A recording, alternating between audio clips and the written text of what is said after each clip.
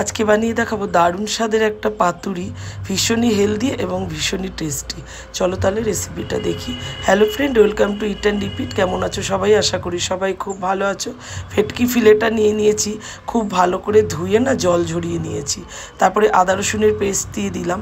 এখানে সাদা তিল, চিনেবাদাম, কাজু বাদাম, কাঁচা লঙ্কা, পোস্ত, একটু জল দিয়ে এটা একটা পেস্ট বানিয়ে নিলাম, সেটাও দিয়ে দিলাম মশলাটা। আর আজকের পাতুরিতে আমি কোনো সর্ষে বা নারকেল কিছুই ব্যবহার করছি না কিন্তু। তারপরে দিয়ে দিলাম বেশ খানিকটা গোলমরিচের গুঁড়ো। আর এটা ছিল ওই যে আমুল স্প্রের প্যাকেট পাওয়া যায় না 10 টাকা দামের, আমি 3টে প্যাকেট দিয়েছি। যে যেমন পরিমাণে করবে সেইভাবেই দেবে। তারপরে দিয়ে দিলাম টক দই, একদম জল ঝরানো টক দই দিয়ে দিলাম। দিয়ে তারপরে স্বাদ মতো নুন দিয়ে, আর এখানে সর্ষের তেলটাকে আমি একটু গরম করে নিয়েছি যাতে অতিরিক্ত ঝাঁজটা যাতে বেরিয়ে যায়, তার জন্য কিন্তু গরম করে নিয়েছি। আর যারা খুব ঝাঁজ পছন্দ করো তাহলে একদম কাঁচা সর্ষের তেলই দিতে পারো। সামান্য একটু হলুদ দিলাম একটুখানি কালার রাখার জন্য। তা হলুদ না দিলেও পারো, তবে একটু কালার হলে ভালো লাগে, তাই জন্য সামান্য একটু হলুদ কিন্তু আমি ব্যবহার করলাম। এটা ছিল আমাদের ভাইফোঁটার ডিশ, মানে ভেটকি পাতুরি। তার জন্য বেশ অনেকখানি মাছই কিন্তু করে নিয়েছি।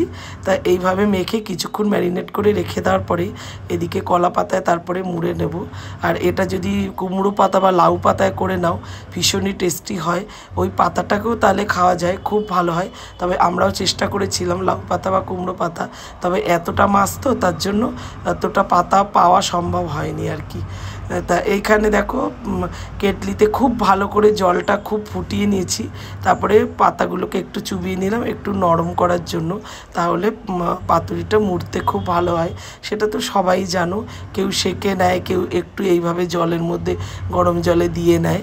তা এইভাবে করে নিতে পারো। তারপরে একটুখানি পাতুরি মানে পাতাটার উপরে একটুখানি মশলা লাগিয়ে নিলাম। তারপরে একটা করে মাছ দিয়ে দিলাম, একটুখানি সর্ষের তেলও দিয়ে দিলাম, সামান্য একটু সর্ষের তেল ওপর থেকে ছড়িয়ে একটা করে কাঁচা লঙ্কা দিয়ে তারপরে পাতাটাকে মুড়িয়ে নিলাম।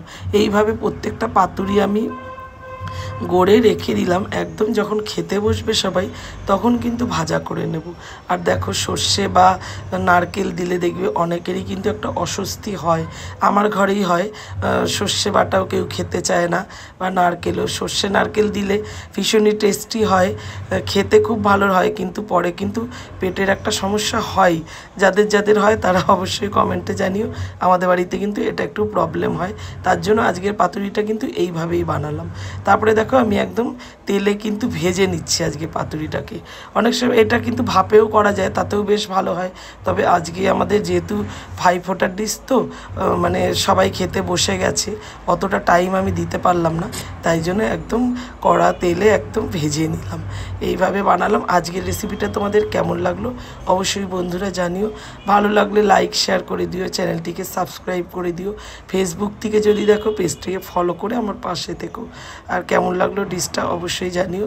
তোমরাও কিন্তু এইভাবে বানিয়ে নিও, যাদের প্রবলেম থাকে সর্ষে বা নারকেলে তারা এইভাবে বানিয়ে দেখো, ভীষণই ভালো হয়। সবাই ভালো থেকো, টাটা।